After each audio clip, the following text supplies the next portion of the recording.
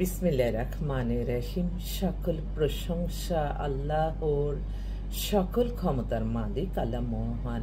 আসসালামু আলাইকুম আমার প্রাণ প্রিয় সকল আপনজন, কেমন আছেন? আসলে আমার এই একটাই ফেসবুক আইডি, আর কোনো আইডি নেই। তাছাড়া আমি কখনো কারোর সাথে মেসেঞ্জারে কথা বলবো সেই সময়টা নেই।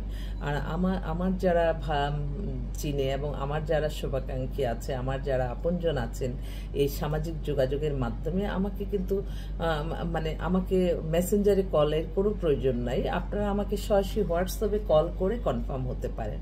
আমার হোয়াটসঅ্যাপ নাম্বারটা বলে দিচ্ছি, 01971860261। এই নাম্বারে আমরা আসলে মানবতার স্পর্শে প্রযুক্তির ছোঁয়ায় আপনাদেরকে হাসি মুখে সেবা প্রদান করে থাকি। এটা এমন একটা প্রফেশন যে এটা আমরা চাইলেই আপনার এর সাথে বিয়ে দিব সেইটা না।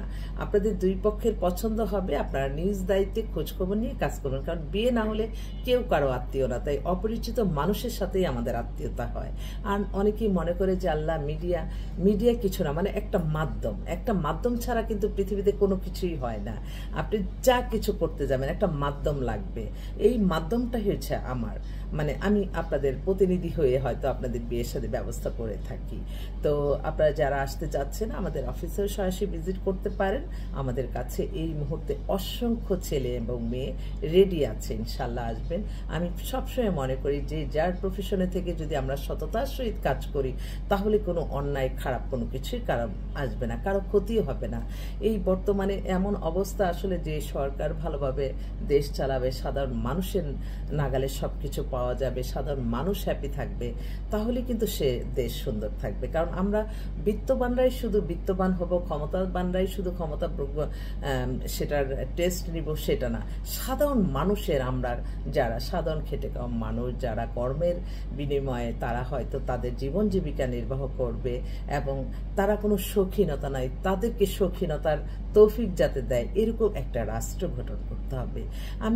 আমি হঠাৎ করে বলতেছি যে শুধু সংস্কার, তদন্ত, ভোট ব্যবস্থা এগুলি নিয়েই ব্যস্ত থাকলে হবে না। আমি অবাক হয়ে যাই আজকে যদি আমি আমার এই প্রফেশন দিয়ে আমি বোঝাচ্ছি, আমি যদি নিজে আপনারা যদি না আসেন, আমি যদি কল্যাণ না করতে পারি, তাহলে তো আমার এই প্রতিষ্ঠানে কোনো মূল্যায়ন নেই।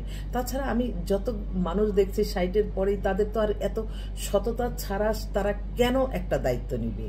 যার ভোট সে দিবে, এখানে কোনো মিথ্যা থাকবে না, কোনো কিছু থাকবে না। এমন একটা দেশ দরকার যে ক্ষমতা লোভী হবে না। যদি জনগণ ভোট দেয় তাহলে আমরা ক্ষমতা গ্রহণ করব। এই মেন্টালিটি নিয়েই তো আমরা এই ভোট ব্যবস্থা সুন্দর করে, যারা যে দায়িত্বে থাকবে কোনো এখানে মিথ্যা থাকবে না। কারণ কি, ভোট দিয়ে যারা ক্ষমতায় যায় এটা কিন্তু আল্লাহর তরফ থেকে আসে। তাই এখানে মিথ্যা থাকলে কিন্তু আপনি কখনো একটা দেশের উন্নয়ন করতে পারবেন না। সেজন্য এই যারা আমি নিজেই এখন বলি যে আল্লাহ একটু সুস্থ ভালো রেখে মানুষের কল্যাণে কাজ করে এবাদত বন্দেগী করতে পারলে আলহামদুলিল্লাহ। এত চাহিদার কি আছে? ক্ষমতা তো কোনো লোভনীয় কোনো কিছু না, ক্ষমতা একটা দায়িত্ব মাত্র। অতএব যারা এগুলি কাজ করতে করতে যাতে সময় না, যে একটু ফোকাস দিতে হবে আমাদের সাধারণ মানুষের জিনিসপত্রের দাম কমানো, একটু আমাদের যাতে কর্মসংস্থান হয় এবং আইন শৃঙ্খলা যাতে সুন্দর থাকে এবং এই যানজট মুক্ত যাতে শহর থাকে, এগুলি করলেই দেখেন সবাই সবার জন্য ভালো হবে। আমরাও ভালো থাকবো, আপনারাও ভালো থাকবেন। আমরা যাতে এটাই বলতে পারি আমাদের দেশে সবাই আমরা রাজা। কারণ কারো প্রতি কোনো হিংসা বিদ্বেষ অহংকার থাকবে না, ক্ষমতার অপব্যবহার থাকবে না, সবাই মিলেই ইনশাল্লাহ ভালো থাকবো। এটাই হোক আমাদের সকলের চাওয়া। আসসালামু আলাইকুম।